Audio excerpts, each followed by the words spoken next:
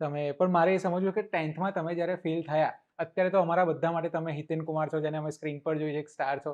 તમારા પપ્પાનું રિએક્શન શું હતું? પપ્પાનું એટલું બધું જલદ નહોતું. મારી મમ્મીની એક્સપેક્ટેશન્સ બહુ હતી, કારણ કે એવી પરિસ્થિતિમાં હતા ને ભાવિન, કે આપણને અફોર્ડ જ નહીં કરી શક્યા. તમે ભણવામાં ધ્યાન નહીં આપો તો આપણે આ પરિસ્થિતિમાં બહાર નીકળશું કેવી રીતે? અપેક્ષા હોય જ દરેક મા બાપની. સો મમ્મી વધારે સ્ટ્રિક્ટ હતા, અને એ વખતે વેલ્યુ નહોતી થતી, પણ આજે છેલ્લા 15-20 વર્ષમાં મને લાગે છે કે એ એટલા સ્ટ્રિક્ટ હતા એટલે જ કદાચ અમે લોકો બહુ સાચી રીતે ફોકસ થઈ શક્યા અમુક બાબતોમાં.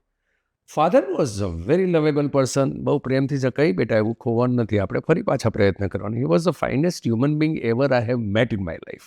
એને ખોવાનો વસ્તુ આજ સુધી નથી ભૂલી શકાયો. બિકોઝ 1989માં મેં એમને ખોયા, અને ખોતી વખતની એવી મેમરી છે. 1988માં ખોયા, 88માં આઈ વોન બેસ્ટ એક્ટર. એ જ સાલમાં મેં એમને ખોયા. કુમારની અગાશી જ મારું કમર્શિયલ ચાલતું હતું, અને એટલી બધી ગરીબી હતી કે એમનો અગ્નિ સંસ્કાર ભાવિન અડધું શરીર ઘીથી ને અડધું શરીર કેરોસીનથી બળ્યું હતું. એવી પરિસ્થિતિ, કારણ કે બીજું 170 રૂપિયાનો ડબ્બો એ સમયે નહોતા લાવી શક્યા જે લોકો ભેગા થયા હતા એ લોકો. એટલે એ બધી મેમરીઝ છે. પણ father was a fantastic human being. Ishwarbhai, કોઈ મને પૂછે ને તારે કોના જેવું બનવું છે, તો આજે પણ મારી ઈચ્છા છે કે હું પપ્પા જેવો થઈ શકું ને. I be the happiest person. I am trying to be like him.